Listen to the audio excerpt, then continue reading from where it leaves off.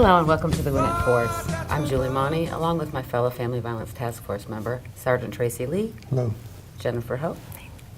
On this episode, we'll be discussing the juvenile court system with our special guest, Gwinnett County Juvenile Court Judge Robert Waller. Welcome. Thank you. Thanks for joining us. Happy to be here. Sergeant Lee, before we start our discussion on juvenile court, can you update us on some of the things that have happened since the show last filmed? Yes, I will.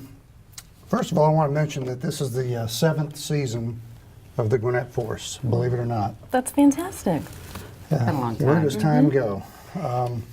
Anyway, there's a picture for the audience of our original cast members, and we've come a long way since then. Yeah, we've gotten a I little remember our first show, we were really nervous, and you know, So this is episode 20.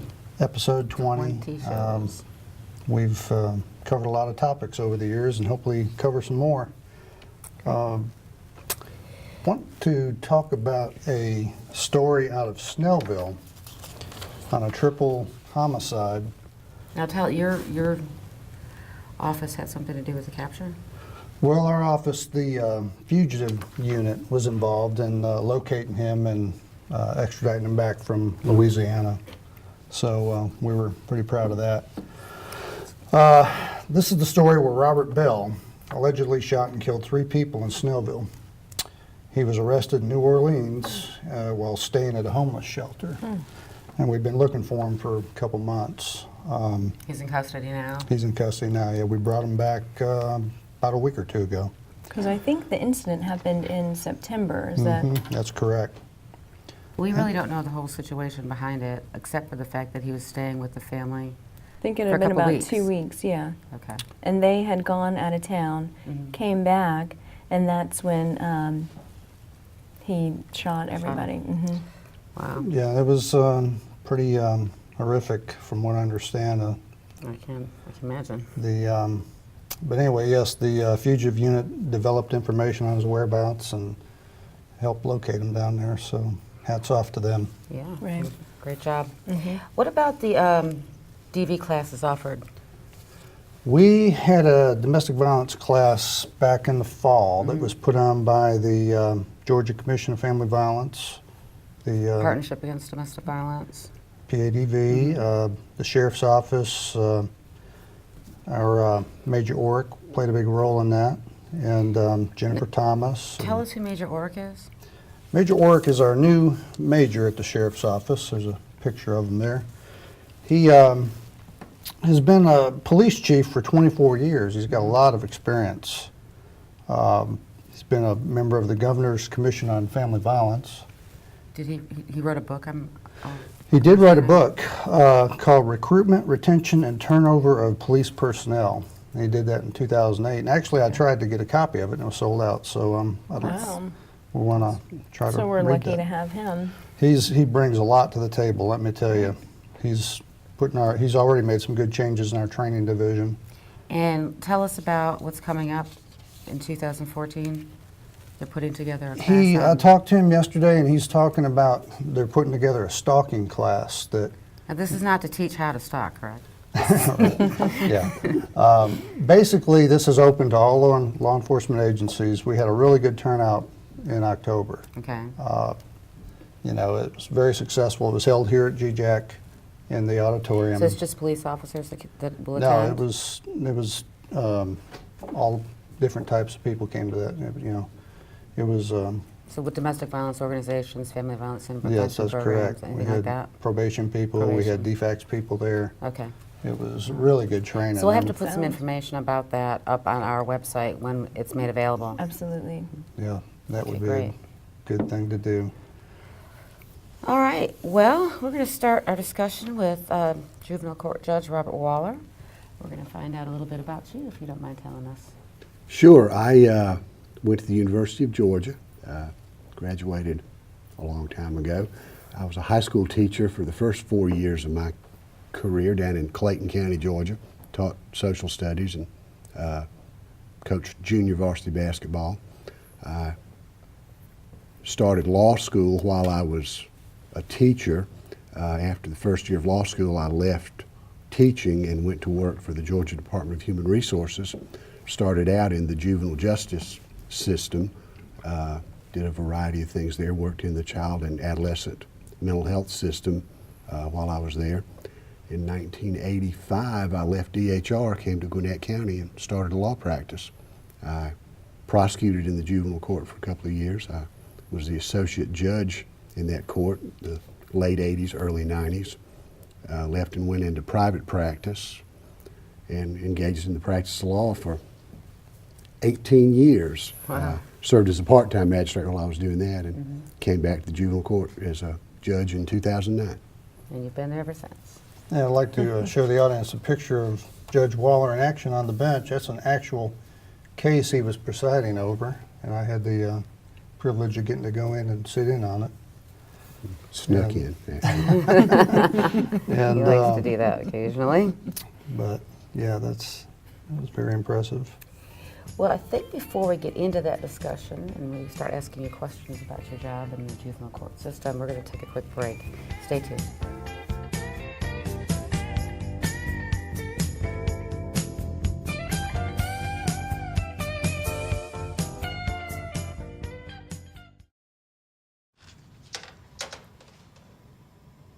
Wow, these are really good. You act surprised.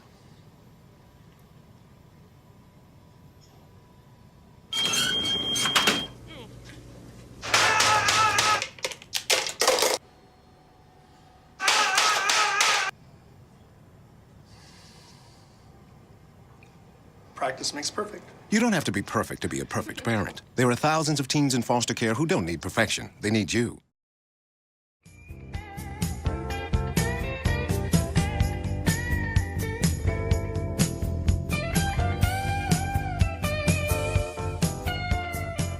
Welcome back. Judge Waller, please let us know where the juvenile courthouse is located. We're at 115 Stone Mountain Street in Lawrenceville. That's a couple of blocks from the courthouse here and right next to the tag office. Okay. I know that people get very confused about that. That's where you pay traffic tickets too, isn't it? The recorder's The court recorder's is on court. the second floor. That's where you pay your traffic tickets. We're on the third floor. I wouldn't know anything about that, by the Get a way. picture of it. It's a really nice facility. All right. Do you know what the hours are at the courthouse, by any chance? 8 to 5. 8 to 5, perfect. There are people there late, but I can't guarantee you can get in the front door if you get there after 5. Okay. And how many judges do you have in juvenile court? 3. That's it? That's it. Wow, you guys have a big caseload then, don't you? Well, Judge, what kind of cases do you hear exactly?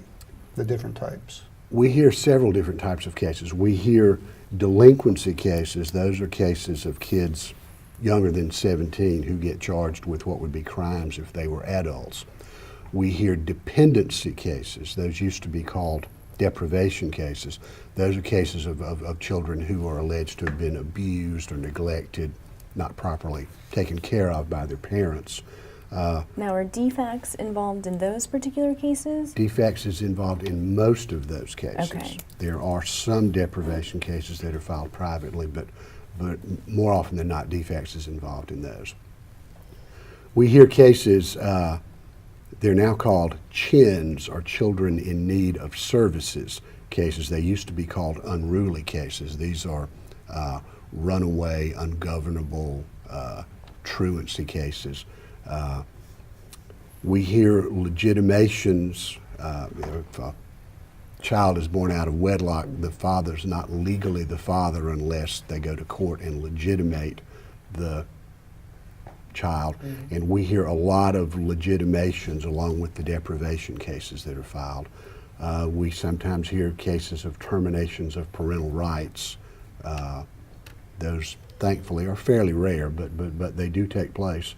And we hear a lot of custody cases that are filed in the Superior Court between parents, but transferred to us to hear so that we can further investigate them and appoint guardians for the children. And those are usually the more difficult or complicated custody cases that get sent to us. Sounds like you're pretty busy over there. We schedule about 175 cases a week. Oh my Lord. Wow. Now that doesn't mean we hear 175 cases a week, because That's a lot. a lot of them get worked out. Some of them have to be postponed, but Well, What would you say the most common crime is that is committed by a juvenile? The most common crime, delinquent act, committed by a juvenile is shoplifting. Number 2 is, if you combine simple battery and battery, that's number 2. And number 3 is criminal trespass. Fortunately, those are all misdemeanors, and we are able to handle a lot of those informally, divert them away from the court system. Do you handle felony cases? We do.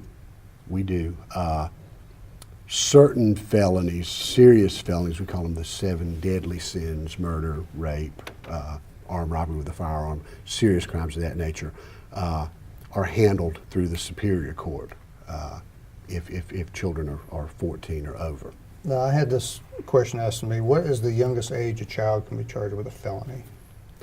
Well, the youngest age that a child can be charged with a crime is 13.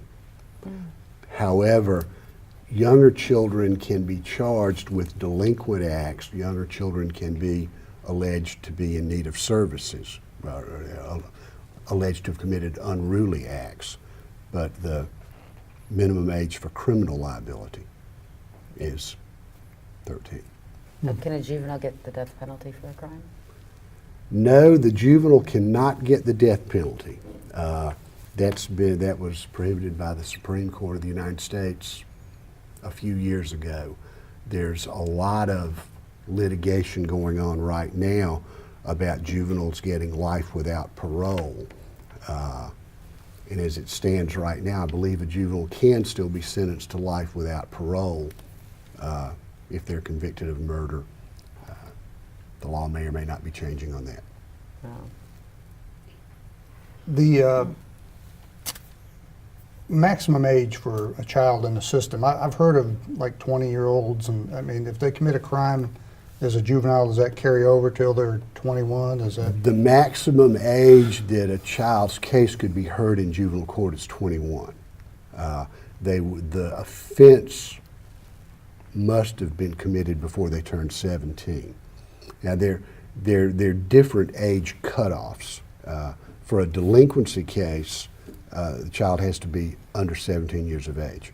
On a child's 17th birthday, anything that happens of a criminal nature would be handled in state court, Superior Court, adult courts. For dependency cases, abused, neglected children, the cutoff is 18 years. And if the child remains in DFACS custody, there's a provision in law where children can, it's called signing themselves back into custody. Even though they turn 18, they can remain in DFACS custody if they choose to. And in those cases, we have a supervisory role until they're 21. I had a client that had to do that because, it allowed her to continue to go to school and have a place to live because her parents' rights were terminated, and so she was in foster care. And when she turned 18, she really didn't feel like she could be out on her own, Right. with the proper skills. So it was a good thing for her. Sure. Well, the goal is always to have a permanent home for a child before they turn 18. But in those cases when that arise when children do turn 18 in DFACS custody, signing themselves back into care is usually a good thing. Yeah. They have educational opportunities that they'd miss out on otherwise. I wanted to mention something. A lot of times people want to blame the parents for things that the children do. I just want to say that that's not always the case, that the parents are to blame. I've had people come to me that were pastors and they said, my son or daughter's doing this. I've had millionaires, come to me. It's not an issue about money. It's not faith. Problems with juveniles can exist in any family. Would you agree with that? Absolutely. Oftentimes when a child is in trouble, you can see factors within the family that would contribute to that. And when we put children under supervision, when we order treatment for children, it's typical to order that the entire family be involved in that treatment.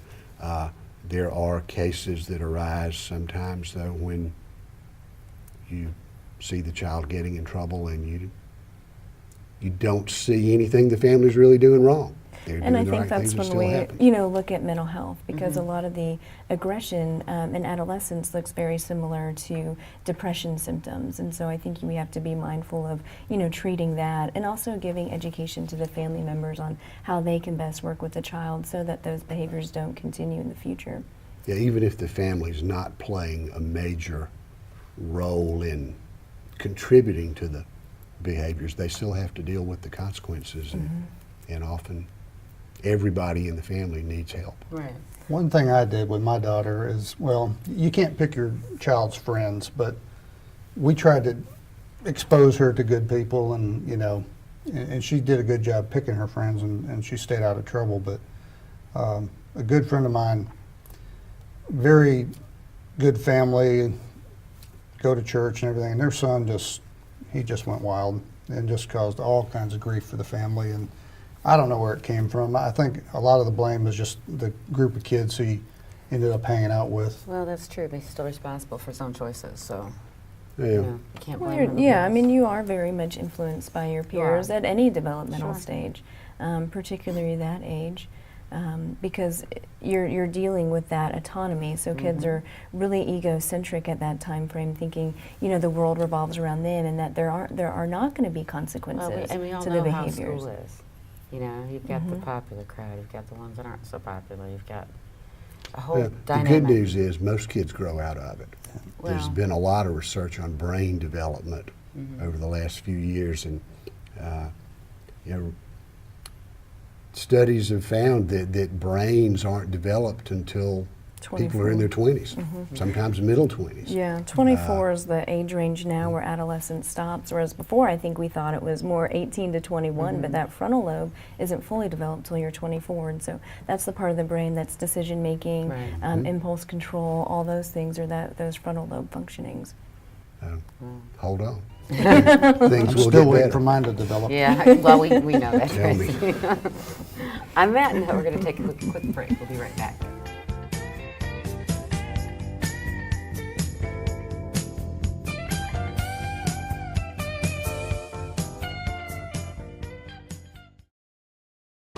All in together now. We can make it better now. Come on, can we do it? Yeah, you know that we can. We rope it up. Cause we know how to jump. We roll it out. Roll it Cause out. we know how to skate. We'll cut it down. Cut it Cause we down. know what to eat. We'll swap it out. We eat healthy stuff. Can we do it? Yeah, you know that we can. Can we do it? Do it? Just moving a little and eating better every day can help make you and your child healthier. Search We Can to find doable tips and activities that you can use every day.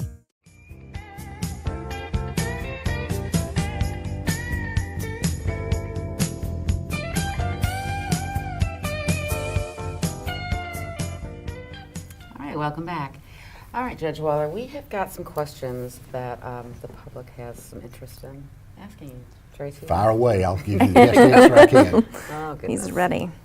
Well, let's start with some civil law questions here. I get this all the time, from children and adults. What age can a child be to pick which parent they live with in a divorce situation? As with a lot of things in law, there's not a bright line answer. At the age of 14, a child can elect which parent they want to live with. However, if the judge finds that it's not in the child's best interest to live with that parent, the judge doesn't have to follow the child's election. Is there a cost for that? Like, does a child? To legally change custody, one needs to file an action for change of custody, modification of custody in the Superior Court, and there's almost certainly a cost involved with that. Filing fees, service fees, attorney fees. It's possible for a person to file an action themselves, but most people, if they can, will hire a lawyer to help them with So the that. kid can't just say, okay, I'm going to live with Dad now because I don't like you anymore. You're not letting me do what I want. I'm 14. I can do it. I had an interesting situation where there was a 17-year-old. He had just turned 17. the judge had indicated he needed to live with his mother, although he wanted to live with his father, and just at 17 thought because he, I guess, is legally an adult, went to live with his father. So there's been all this kind of questions about, is this legal? Is this against, can anyone be in contempt for that? So I didn't know if that changes once they hit 17. Legally, it doesn't change. Okay. As a practical matter, one of the issues that we confront all the time is children that don't want to visit with the other parent. And the older a child gets, the more difficult it can be to enforce visitation orders. And once again, there's not a different courts handle things different ways. I have encountered situations where judges would say, I'm not going to make a 16-year-old visit or a 17-year-old visit. Well, how can you enforce it, really? I mean, Well, I've that's encountered the other thing for the other situations where parent. judges have called the kids into the courtroom and said, if you don't visit with parent X, I'm going to put parent Y in jail. Wow. Yeah, That was going to be my next Because question. there's a the lot of- ultimate solution usually lies somewhere in between the ignoring the problem or taking a draconian approach to it. But 'Cause- the older the kids get, the harder it is to deal with. Yeah, Because I about a think they week get ago. influenced by the other parents sometimes, maybe not consciously, but it does occur. yeah, absolutely. I don't disagree with that.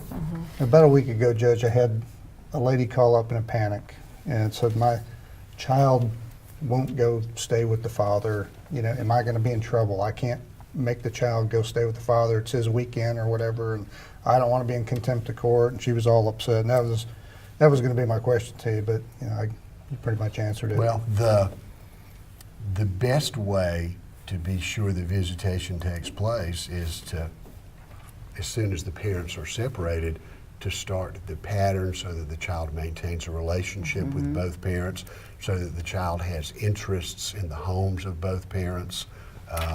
If there's that foundation, it's a lot more likely that visitation is going to continue That, yeah. 16, 17, 18, beyond. And that co-parenting is adulthood. very important, because what we don't want is one parent saying something negative about the other one, and then the child Sure. being in the middle. And so that happens all the time. all the time. And it's unfortunate because it creates stress, and it leads to these bad behaviors that we were talking about earlier. Absolutely. Absolutely. What age can your child be left home alone? That's another question the public had. I can't give you an answer in the law. That's Okay. not set out. I can tell you what the Department of Family and Children's Services policies are. Okay. Yeah. DFACS, of course, investigates the allegations of abuse and neglect. Let me be sure I remember it. According to their policy, if a child is 8 or under, they should not be left home alone. Okay. If a child is 9 through 12, according to their policy, the child may be left alone for, I think it's up to 2 hours, Okay. depending upon the circumstances. And if a child is 13 or over, I believe their policy is the child can be left alone for up to 12 hours. Okay.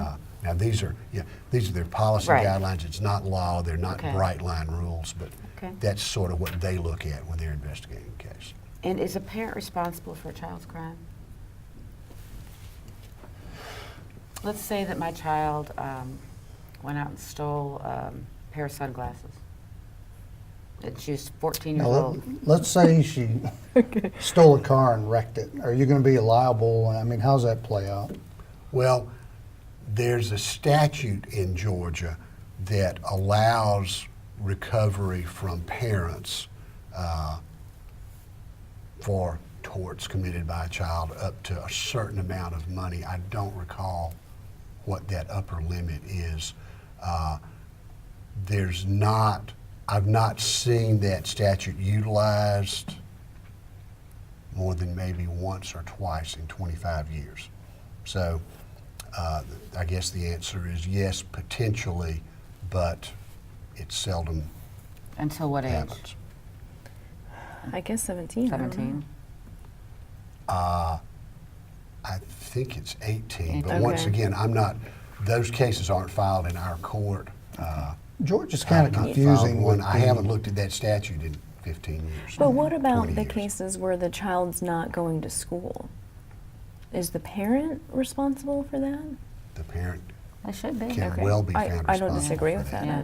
Yeah, okay. We handle a number of, we used to call them educational deprivation cases. Now they're going to be educational dependency cases. And if the parents aren't doing what they should do to see that the children are getting an education, the children can be found dependent, and Wow.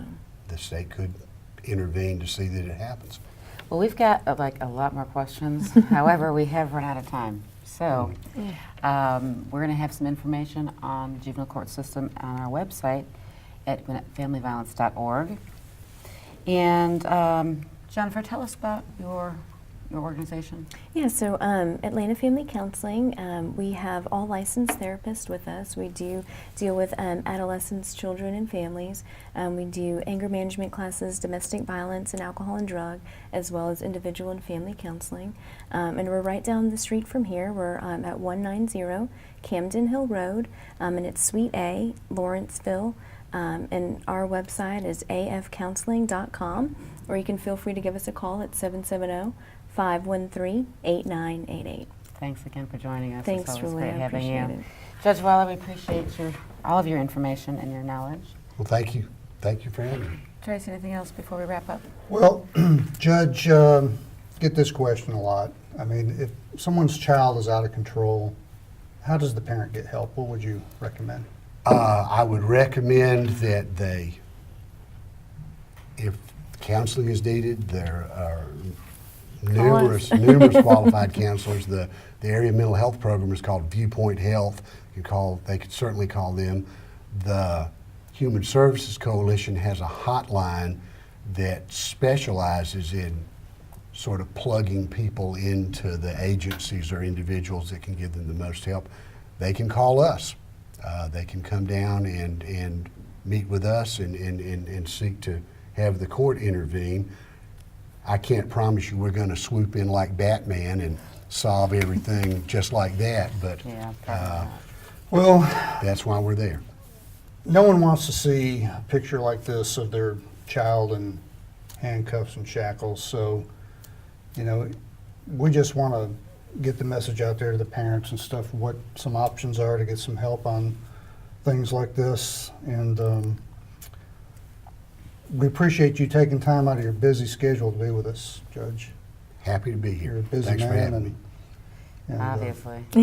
Yeah.